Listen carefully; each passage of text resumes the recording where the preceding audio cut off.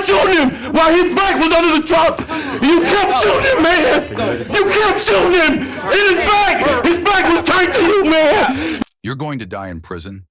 Those words, captured in real court audio, cut through the formality like a siren. In South Carolina, grief didn't stay behind the rail. Lindy Jones faced the family's rage at sentencing, and the room erupted until deputies restored order. That's the crack in the system you rarely see. When legal procedure meets human rage, and legitimacy hangs on whether the court can hold the line. Courts exist to channel that raw emotion through structured rules, ensuring every voice gets heard without fists deciding outcomes. If you think that's the story, it's only Act 1. Next, you'll see how deputies manage chaos, how due process competes with emotion, and how sentences shift on appeal. Stay with this. The record shows how fast power can slip. It's so hard.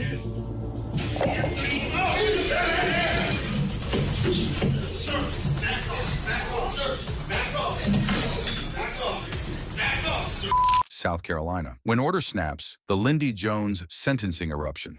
A sentencing hearing opens under a cloud. Jones has entered a guilty plea to murder and a weapons charge violations of SC Code Section 16-3-10 and Section 16-23-490. So the only question left is punishment. Even before the first statement, the room carries a charge. You can feel rows of deputies, families divided by a rail, a judge watching the sightlines. The record shows 18-year-old Willie Fields Jr. was shot 4 times while sitting in his car. Then his body was dumped in a wooded area about 700 feet from the Jones home. Lindy Jones and his brother Jay Lynn stand behind that violence. That's the grief in the room, and it sits right next to the rules. Then the boundary fails. When Willie Fields Sr. crosses the rail and lands punches, it's a direct breach of courtroom decorum in South Carolina's contempt statutes. As Angela Fields delivers her victim impact statement, Just what they took from me. They took away my only child. Willie Fields Sr. surges toward the defense table and lands punches before deputies crash the aisle and restrain him. Jones lunges back, and deputies divert him. The judge stops everything, orders a reset, and reminds everyone what this room is for due process. Fields Sr. is removed and later cited for contempt, facing potential fines or jail time, while the hearing continues only after order is restored. The thing about these moments is simple. Courts must let pain be heard without letting violence take over. Let's break that down. Victim impact statements are lawfully billed into sentencing under SC Code Section 16-1-40 and Rule 32 of the South Carolina Rules of Criminal Procedure.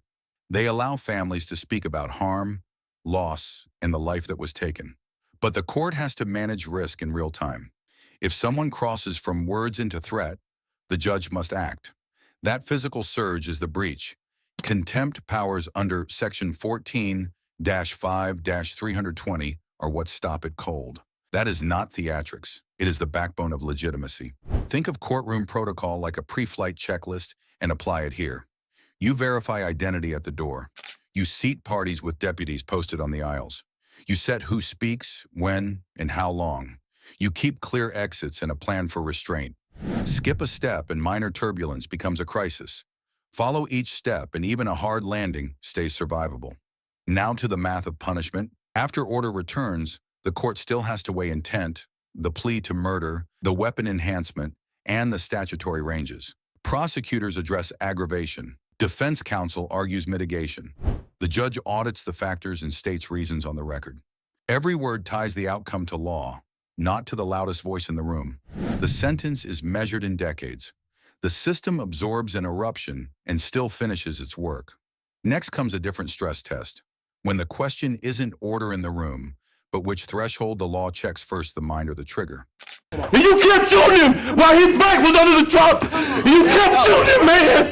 You kept shooting him in his back. His back was turned to you, man. Now the question turns to Florida and the line between perception and justification. Mind, law, and the trigger.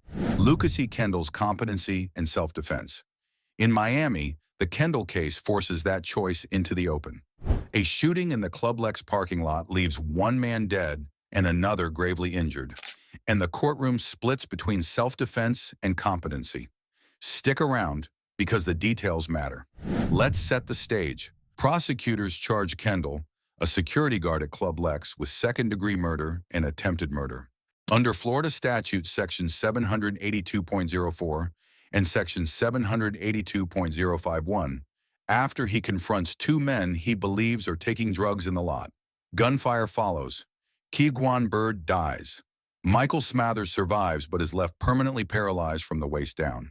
The defense signals two tracks. First, statutory immunity under Florida's Stand Your Ground Framework section 776.032. Second, a push for mental health evaluations that slow the calendar. The record shows both issues move forward, but one must be resolved before the other can reach a jury. Now, the legal checkpoints. Competency is a threshold question under Florida Statute Section 916.12 and Florida Rule of Criminal Procedure 3.210. It asks whether the defendant understands the proceedings and can assist counsel. It does not excuse conduct. In this case, Kendall is sent to a state hospital for evaluation. His lawyer urges continued hospitalization to avoid decompensation, losing mental stability under the stress of trial.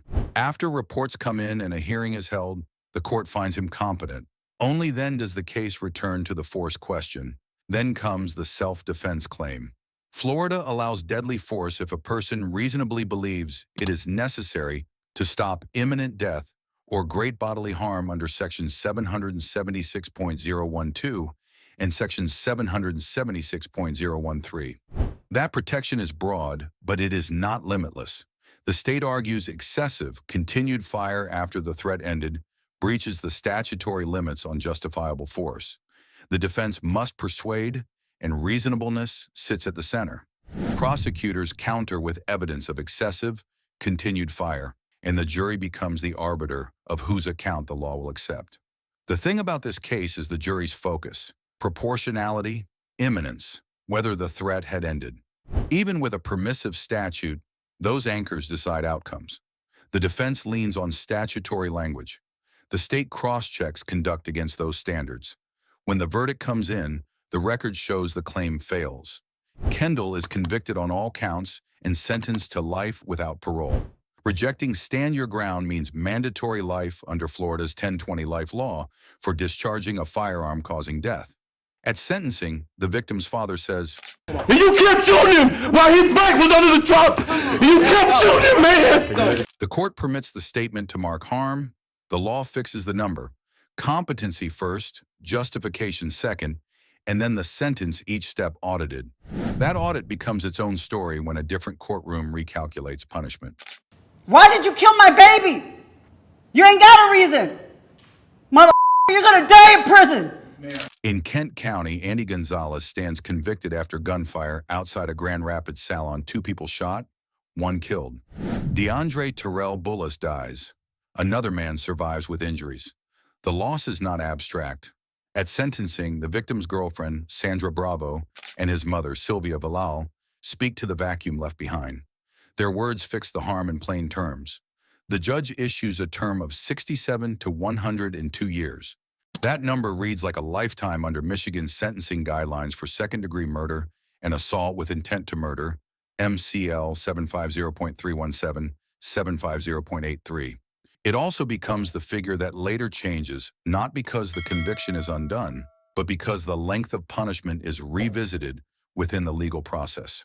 Here's what the record shows. The original sentence exceeded the properly scored guidelines range. A scoring breach the appellate court later flags. The sentence is later vacated and replaced with a new term, 35 to 52.5 years.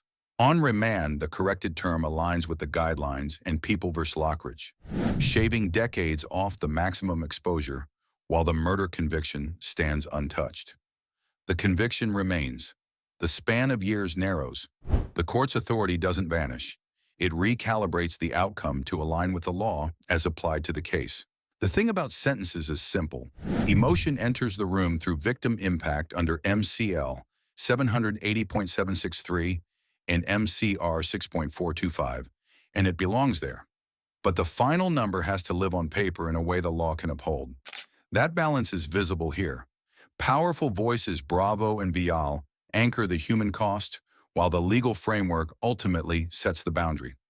Think of it like recalculating a total after checking the receipt. You don't change the purchase, you correct the sum.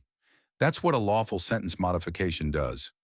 It acknowledges harm, respects due process, and adjusts the term to fit the rules that govern punishment. Even after reduction, decades remain. Gonzalez still faces a substantial period of incarceration. The family still carries the weight of a life taken. Nothing about the revised range restores what was lost, but the change demonstrates that sentencing is not a single moment. It is a number the system must be able to defend. So what does this tell you about power in a courtroom? That grief can be heard, that findings can stand, and that punishment can be measured again against the standards that are supposed to control it. Hold that tension, because the larger question is about the rules we rely on when pressure builds. You saw how courts balance grief, capacity, and proportional force against the limits of law. Lindy Jones, Lucas Kendall, Andy Gonzalez. The record shows each outcome rests on visible control, clear thresholds, and verifiable math. The checklist holds only if people do. Families stood up and spoke to loss in open court. That courage matters, even when deputies have to hold the line. So here's the question for you. In these three cases, where does justice end and vengeance begin at the first punch, the last shot, or the number of years on paper? Tell me in the comments. If you want more deep dives into justice and procedure, hit subscribe. Subscribe and follow Red Tape Red Flag on all platforms. And don't forget to like, share, and comment.